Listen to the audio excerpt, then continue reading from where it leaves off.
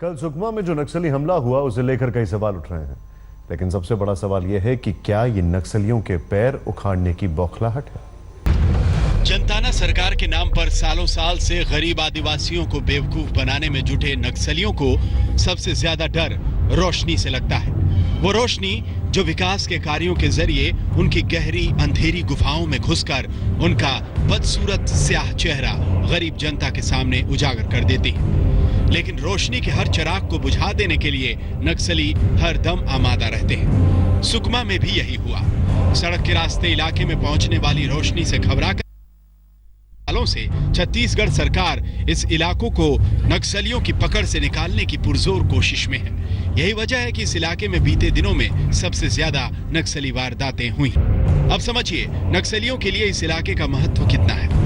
आंध्र प्रदेश, तेलंगाना और उड़ीसा को जोड़ने वाला छत्तीसगढ़ का ये जिला सालों साल से नक्सलियों का सेफ हेवन रहा है और सेफ हेवन का अभेद्य किला बना है जगरगुंडा। घने जंगलों के चलते नक्सली तो आसानी से सीमा के इस पार से उस पार मूवमेंट कर लेते हैं, लेकिन सुरक्षा बलों के लिए यहाँ के अंदरूनी इलाकों में घुसना करीब करीब नामुमकिन है, क्योंकि यहाँ पर सड़क ही नहीं है और जो है भी उस पर नक्सलियों का कब्जा है।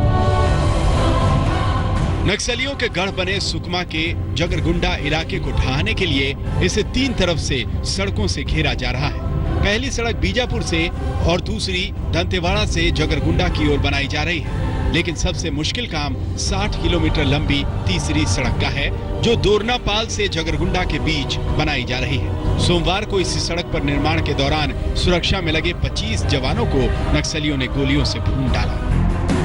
दोरनापाल से जगरगुंडा का रास्ता 17 साल से नक्सलियों के कब्जे में है। अब राज्य सरकार यहां पक्की सड़क बनाकर आदिवासी गांवों तक पहुंचना चाहती है, लेकिन नक्सलियों का खौफ ऐसा है कि पीडब्ल्यूडी ने 18 बार टेंडर निकाले, फिर भी कोई ठेकेदार काम करने के लिए आगे नहीं आया। बाद में पुलिस हाउसिंग कॉर्पोरेशन ने सड़क निर्माण का काम शुरू किया। निर्माण के दौरान सुरक्षा का जिम्मा सीआरपीएफ को सौंपा गया, लेकिन राज्य सरकार की इस रणनीति का तोड़ भी नक्सलियों ने निकाल लिया। बड़ी तादाद में मौजूद सीआरपीएफ जवानों को निशाने पर लेना आसान नहीं था, लेकिन आसपास के गांवों के लोगों को डरा धमकाकर नक्सलियों ने रोड कंस्ट्रक्शन साइट की रेकी करवाई।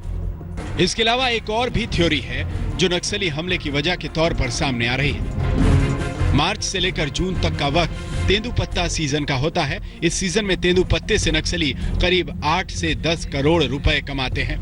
नक्सली इन पैसों का इस्तेमाल हथियार खरीदने में करते हैं, लेकिन सड़क निर्माण के चलते सीआरपीएफ की मौजूदगी से नक्सलियों को तेंदुपत्ते के काम में दिक्कत आ रही थी, इसीलिए बौखलाकर नक्सलियों ने हमला बोल दिया।